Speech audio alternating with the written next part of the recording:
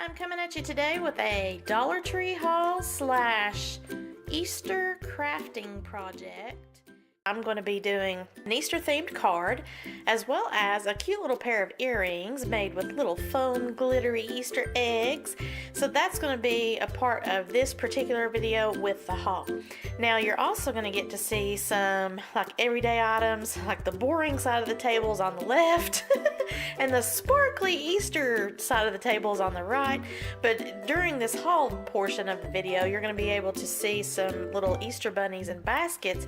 Now that is going to become my second craft tutorial, which will actually in turn become a giveaway that I'm going to be doing for my jewelry designing friends and subscribers. I'm going to be giving away a set of the jewelry making punches, and I'm going to incorporate those cute little bunnies that you see over there and some jelly bean eggs and some other little goodies and doodads and things like that. But that's going to be a separate video and a craft tutorial slash giveaway. Make sure that you come back for that. What we have today are the good old standby products that I always get at the Dollar Tree. And I love it because I can get things like my cotton rounds that I use for taking off my makeup and whatever else like first aid needs that I have. I get cotton balls. This one was the wrong size. I forget what it said, but I thought it was going to fit my phone and it didn't. But they are a hard tempered glass, and you just get it on there. You put it on like you do those little plastic ones, but this is really nice because it lasts a lot longer. It's more durable, and it has the little bubble free applicator. So this, if you have a Dollar Tree near you and you're needing something for your phone instead of those little plastic things that come off easily, get one of these. And they have Samsung, iPhone, Android, all kinds of different ones. So also on the boring side of the table is my water nozzle here, and this is for my outside spray hose. The one that came with the hose broke, so this one, it's actually really nice because it's got all these different spray options, and it had the little gasket or washer or whatever you want to call it inside it, so it's not one of those chintzy ones. I know, guys, I know. It has been so long since I've had a moon pie. I don't even know why I bought these. Well, I do too. I was starving and I had a moment of weakness, and now I'm regretting buying them. But they say minis, y'all. Talked about the air freshener.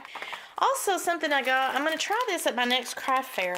These are miniature clothespins, and I think I'm going to put these little babies on the end of my J-hook. That way, on windy days that I'm at a craft fair, this might keep my earrings from flying off the J-hooks. Popsicle sticks. They call them craft sticks, but I'm still calling them popsicle sticks. There's 100 of those. And they also have the large jumbo size, too. And the multicolored ones. I just got the plain. Now, these are really cool. These are little magnets, and they're wood. The Shine Your Light. It's got a full strip magnet on the back. The delineation of boring to fun time. This is washi tape. I have not gotten. So this has little animals on it, like a little fox and a lion and a tiger and an elephant. Sort of like a little safari, I guess. This one's really pretty. It has little leaf patterns on it and everything, like fall. Here is like a little geometric pattern and some teals and browns. And this is kind of a yellow, pinky, purple, pastel, chevron. I don't even know what to call it. But I thought that would be cool for my Easter card project that I'm going to be doing. This is the Easter side, fun side of the table. In addition to the lovely bunnies that you see, and they have little sparkles on them, on their little ears and on their little feet. I have little baskets that they're sitting in that have glitter on them. This one is an Easter egg basket, and then this one has little tulips. They have a bag of jelly beans in the shape of carrots, which is an orange flavored jelly bean. So before anybody freaks out and think they've got carrot flavored jelly beans, nope. I have a little set of 8 stamps for Easter, and this is what I'm going to be making the earrings out of. These are just little sparkly, glittery foam eggs. I couldn't resist this. This is double bubble eggs, egg-shaped bubble gum. Tootsie Roll eggs. And these are from moi. This is Mighty Malts. I love those malted eggs. And these are huge, actually. Now and later, jelly beans. Some more egg-shaped bubble gum. Speckled jelly beans that are kind of pastel colors. I had to get the metallic Easter eggs. I'm going to actually use this for my beading basket giveaway, and I'm going to include some bead soup in these little eggs here for my winners. That way they get a little surprise. Bead soup is sort of whatever your leftovers are, kind of your mishmash of beading supplies and whatnot. It'll be a mystery in their little basket. And I got some lovely treat bags. I'm going to try to fit the basket with the little bunny and all the goodies that's inside it inside the treat bags here. And then finally I got the cute little ducky pattern and a little rabbit pattern. Now this is actually window decorations, right? But I am not going to be using them for window decorations. I am going to be using them as embellishments on the Easter cards that I'm going to be making. They had stickers, like actual stickers, but they didn't have these really large ones. And I fell in love with the design of the bunny and the little chick or duck or whatever you want to call him. But that's it, guys. That is my Dollar Tree haul / Easter craft project supply hunt. The next phase of this particular video is going to be where I make little earrings using these foam Easter eggs and my jewelry making supplies, and a card using these little stickers and the stamp set that I've got over there. So stay tuned. Okay guys, what do you think about these cutie pies? Look at that, and I haven't even done anything yet. So this will be the earring making portion of the tutorial. I have a couple of earrings already made, and these are just going to be really simple earrings. So we're just putting the head pin straight through the foam egg, making a wrapped loop, which I'm going to show you how to do. And I'm topping it off with a seed bead, because when you go to push your head pin through, some of the eggs may actually take off a large chunk from the top. Some of the eggs may only poke through just a little bit, because this is a styrofoam egg. So depending on how large of a hole you have, you may or may not want to use the little seed bead, which I'm just using a clear seed bead at the top. You may also want to get a little bit fancy. Use some spacers instead of the seed beads, which here are some really tiny ones. This is a daisy spacer.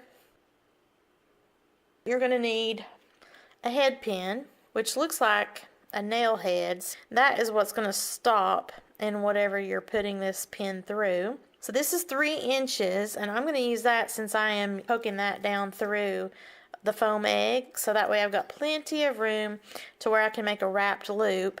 You can just make a simple loop if you want to, so in that regards, if you only have the 2-inch head pin, that would work. Just to show you how to make the wrapped loop. An ear wire, I am using the French style or fish hook, depending on however you want to call it, and a clear seed bead. Pick an egg, any egg.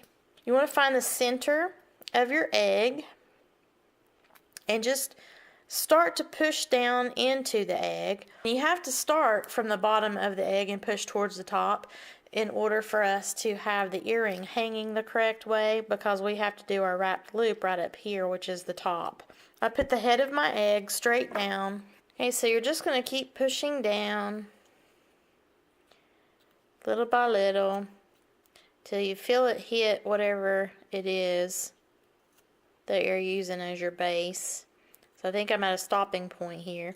Now if you want to do little round turning motions to get it through there, you might want to do that, because you don't want a big huge chunk coming out right here. It's harder to cover up and camouflage that way. So now you can lift up and poke it through the rest of the way. And see how mine came through? Now mine didn't come through the exact center on the bottom here, even though I tried to start out on the center here. And that's fine. So, I mean, you'll just be positioning your seed bead differently. Now this particular time, look, there was hardly anything that came out through that hole. And normally my other eggs had just a little bit that came out, or sometimes I had a big chunk. So I'm just using my tool to pull that head pin all the way up until it stops right here on the bottom. You don't want to pull your head pin up through the egg, because then it's going to be a problem as far as the stopping point here on your head pin not matching the other earrings. Pop your seed bead on. Now you want to make your wrapped loop. You're going to want to start at the top of whatever your bead or your spacer is. So in my case, this is a seed bead. I don't have any gap there. I'm about 1/4 of an inch down my round nose pliers, and I want to push this wire away from myself, and it's going to be pushed over the top of the plier so that I make a straight line, 90-degree bend. I'm still horizontal. Now I just want to go vertical with the plier, so I'm just churning upwards. Now I'm right side up. I'm going to take my finger and pull up, over, and down with the wire tail. And I'm making a question mark shape by doing that. So let me pull this off and show you. Sort of like a coat hanger. I'm going to reposition this onto the bottom of my round nose pliers, and I want to stop it where it doesn't go any further through that question mark shape that I just made. Now I'm not turning the direction of my plier, I'm just handing this off to my left hand like I would if I were doing like a relay race. This is my right hand, I'm just handing it over to my left hand. I'm going to pull this tail back towards myself, and I'm on the outer side of my egg. I pull up so that I've just made a loop, a little circle. I'm going to put that back on my plier. You can either use your bent nose pliers or your finger to grab a hold of the edge of this wire and pull around the stem of your head pin until it touches the seed bead. You're going to have to kind of go at a downward angle to bypass this area here of your plier, but then once you've made that pass, then you're coming up at an upward angle so that you can hug the neck here of this stem. As you get closer and closer to this seed bead or the daisy spacer or whatever it is that you've got setting on top of this egg, the coils will actually kind of start pushing up so that it tightens your coils and straightens you back up. So initially it looks like you're kind of sloping at a downward angle, but by the time you get your final wrap around, it's going to be straightened out. I'm going to do one just with my fingers so you can see what I'm talking about. So I'm pushing with my thumb. I just bypassed this plier here, and then I'm coming up so that it hugs the stem. Now mine went a little bit wide around there because I kind of lost my grip here in front of this camera. So if that happens to you, no worries. Just take your bent nose plier or your flat nose plier, whatever you've got, and give that a pull so that it tightens up. Now I'm going to use the bent nose plier to finish wrapping around. But see how I'm doing these coils? They're side by side. I'm trying not to have any gaps. You don't want your wires overlapping. I'm starting to touch my seed bead, so I'm just going to come and kind of do like a little tuck and push. I can hear this starting to want to pull through the foam, so I know that I'm in trouble, because if it starts to go through that foam, then it's not going to look the same as my other little earrings, okay? You don't want this to be all the way up into your earring, because you want to still be able to see the round head of the head pin. So let's look at my loop.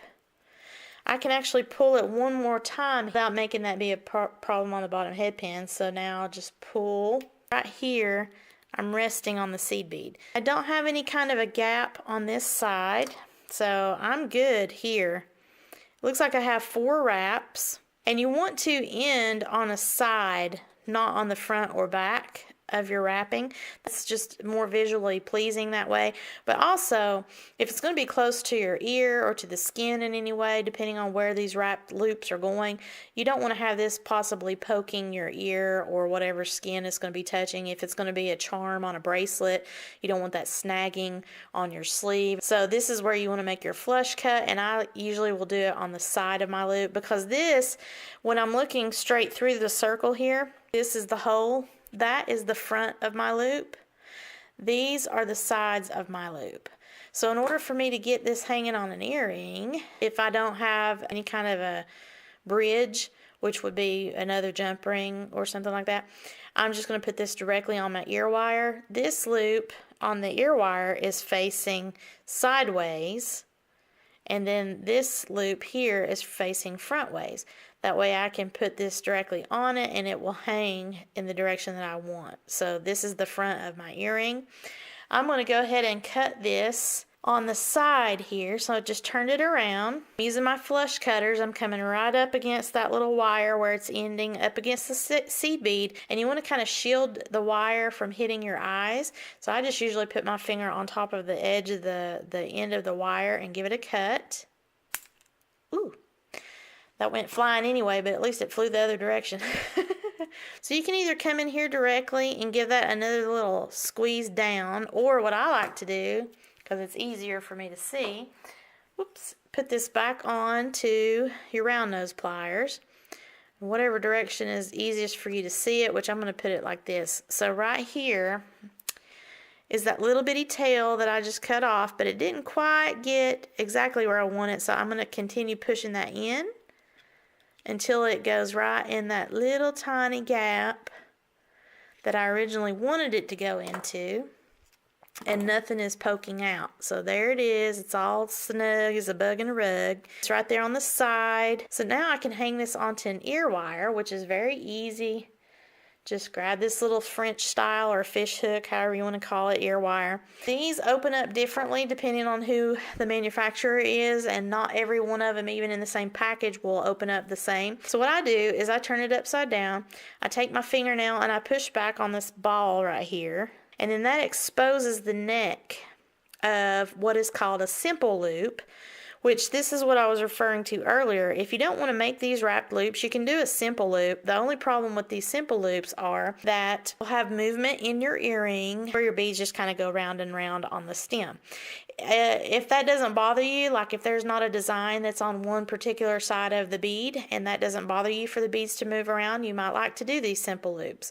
So in the previous process where I showed you, once you've made that question mark and then you've pulled your wire back towards yourself and made that loop, you can take your flush cutter in there and make a cut. That way you have just a simple loop. So anyway, when you're looking at these, you want to look at which side is the one that is actually got the slit, which is open.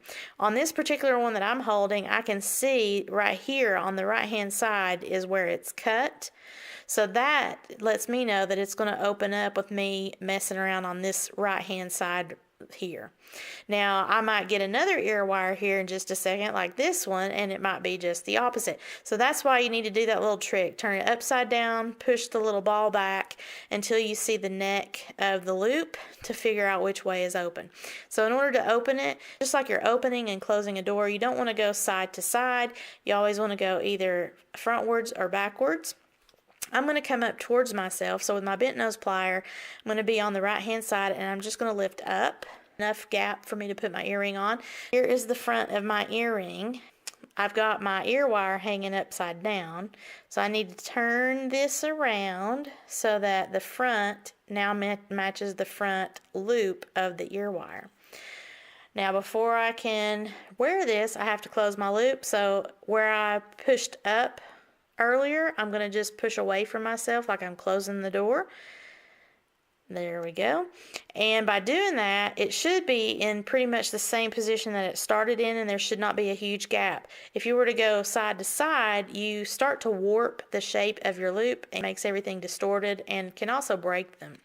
I have another little green egg. So there is just a simple little pair of earrings. But you can see how easy and quick that is. So you can do this with anything, whether it's beads, shells. You can use, like I'm using these foam eggs, whatever that you can get a head pin through, you can make an earring out of. You can even use buttons, and depending on if it's a shank button or if it's like a 4-hole or 2-hole button, you might have to do a little bit of tweaking with the head pin or the piece of wire that you're using. It's the same principle. As long as it's got a hole that you can put the head pin up through, then you can make a nice pair of earrings. So I have the little earrings hanging up back here. That's the green, the blue, and the pink. Aren't they so cute? I had to make a pair for myself. Here's the card making portion of the festivities. I already had some of these spring box of cards, and you know, I've had these for so long I don't even remember where I got them. I went ahead and pulled out a few of those. I opened up my little my little window decorations, which I'm going to use as stickers. The size of these cards are 4.25 by 5.5 inches. Some of these go horizontal, some of them go vertical, so I mean it depends on however you want to use them. So what I did, I just pulled a couple that were some cool designs that I like. This one's got some stripes on it. All these cards are just blank inside. These happen to have a color on the back side, which is cool because what I wound up doing, for instance, on the very first card that I'm making, I cut one of the cards apart. So here is the pattern that was on the front side. It's just some little dots. And then this was the light pink, which was the back side of the card. And what I've done is I've taken the washi tape, and I love these washi tapes from the Dollar Tree. This one is that chevron pattern, the kind of pink and yellow. And then this one I had from the Dollar Tree as well. This is the polka dots, and since the card was polka dots, I thought, yeah, I'll use it. So what I'm doing here is just taking strips of washi tape and laying them out on that little pink card. Around the corners, I'm just using this little gizmo. I think this says Marvi Yukita. Or if you have those little craft scissors, and just make a decorative border all the way around if you prefer that. I also have some larger cards that are 5 by 7.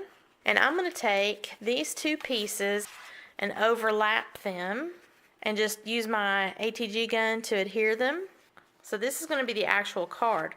And then I'm going to take this adorable little bunny, look at that, and I'm going to position this in such a fashion over these two cards that are on the craft paper card. Maybe embellish it with a butterfly. It's actually like a sticker.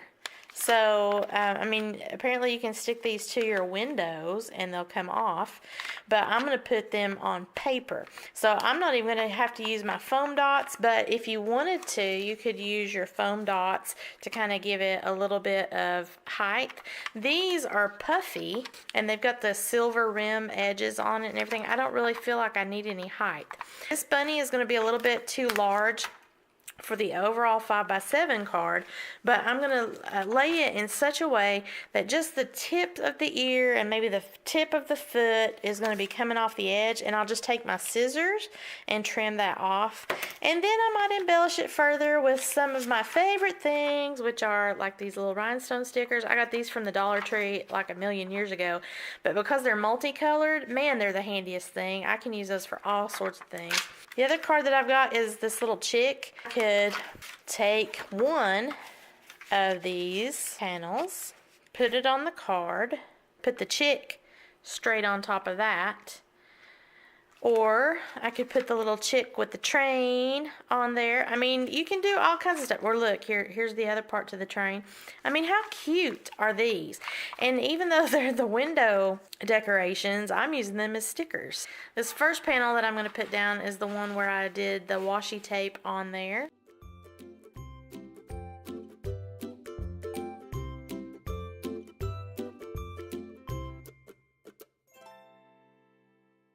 Cute that is. Let me try some of the stamps.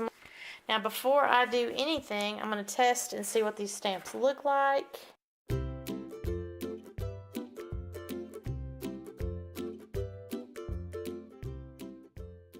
Monica made a mistake because she didn't test out that green butterfly. Never fear, because I happen to have some other little stickers. Now this is like those little mirrored stickers.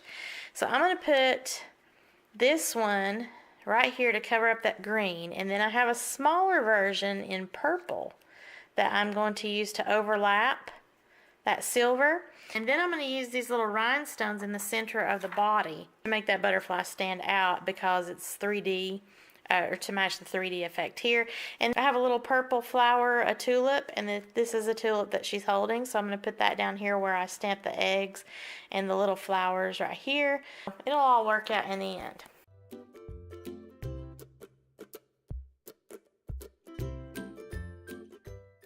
Of Stella, if you've never used them, they have a glitter in the ink. It's subtle, but it still makes a nice shimmer to your cards.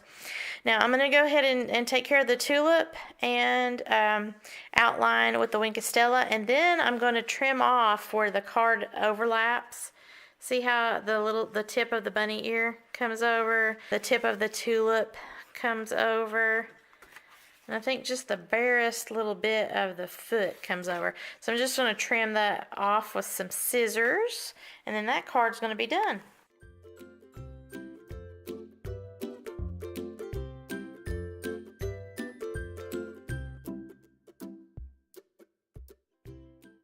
Number one, nice and sparkly. It's just a bunch of layers and some stickers. Very simple and easy. Now this is, you know, pretty woo in your face kind of a card.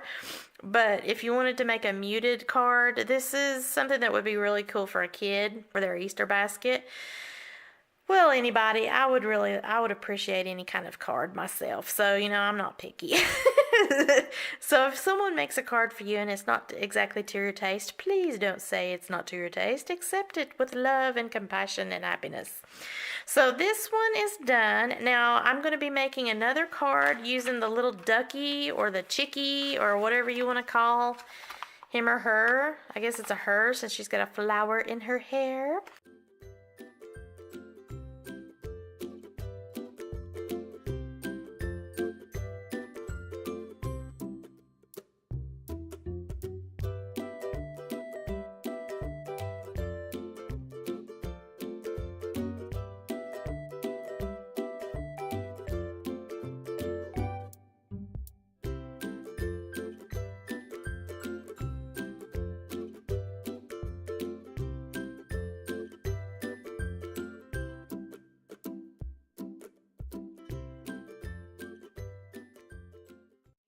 Your embellishments and stickers, and you know, it's made from the heart, so the way I see it, there's no right or wrong. You can always usually fix whatever mistake that you make, so don't panic. Rounded the little corners on that. There's my little ducky sticker. If I wanted to, I could put one of these little butterflies up here. Ooh, I think I'm going to do that. I'm going to have that butterfly coming off of the page there. And that will be it. That's done. That makes such a lovely little card. And it's got some interesting dimension and texture to it with the lace and the washi tape in the background and the panel and all that stuff. So now I have the cards. I made 3. And I also made 3 pairs of the little Easter egg earrings. Ooh, girls and boys, this has been a long day for Monica. But I have finished everything. Have a sparkle-rific Easter, y'all. Bye!